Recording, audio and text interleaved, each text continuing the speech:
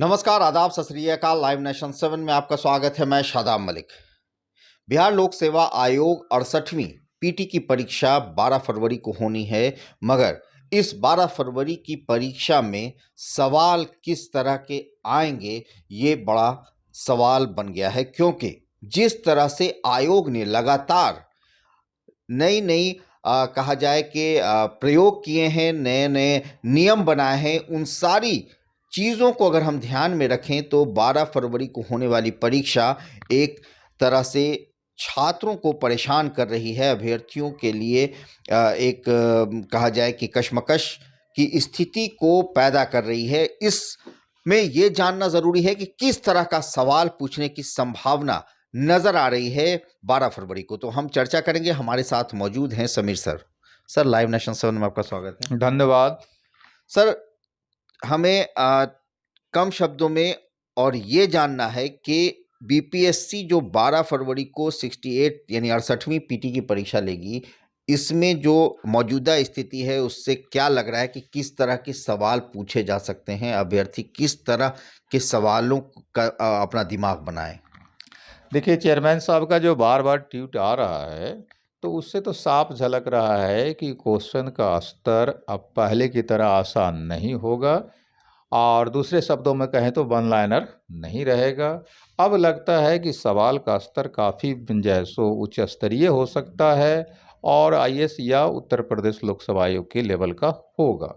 तो इसलिए लड़के लोग जो भी एग्जामिनी हैं उनके लिए ये आवश्यक हो जाता है कि वो उसी लेवल की तैयारी करके जाएं। अब जो है वो गाइड पढ़ करके आप बीपीएससी नहीं निकाल सकते हैं, ये तो चेयरमैन साहब के बार बार ट्वीट करने से पता चलता है।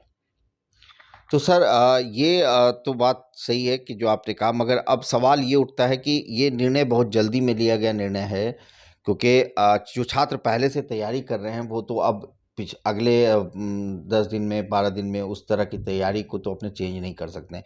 तो अब कम से कम वो क्या ऐसा करें कि उनको एक बार पूरा का पूरा खाका उनके पास आ जाए कि इस तरह का सवाल होगा?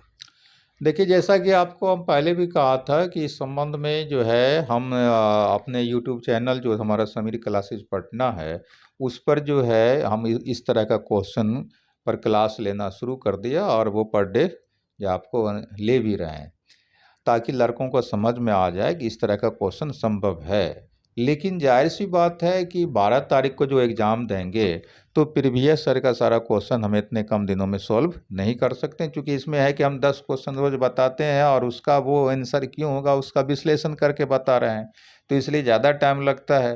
तो हालांकि उससे लड़के को फ़ायदा है कि उससे जो हम विश्लेषण करते हैं कि अमुक आंसर ही क्यों होगा, तो उससे कई सारा क्वेश्चन उनको नया बन जाता है और समझ भी बिल्कुल कंसेप्ट हो जाता है। लेकिन वो अपना ठीक है, हमारा यूट्यूब चैनल देखें समीर क्लासेज पटना, लेकिन उनके लिए सबसे ज़्यादा ज़रूरी हो जाता है कि आईएएस से लेकर के विभिन्न राज्य स्तरीय जो लोक सेवा आयोग के द्वारा अब तक प्रश्न पूछा गया है उसको निश्चित रूप से सॉल्व करें।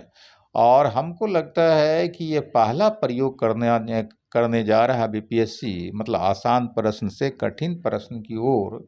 तो वो ऐसा न हो कि शायद प्रीवियस ईयर के ही मैक्सिमम सवालों को उठा करके वो पूछ दे, तो ऐसा भी संभव है।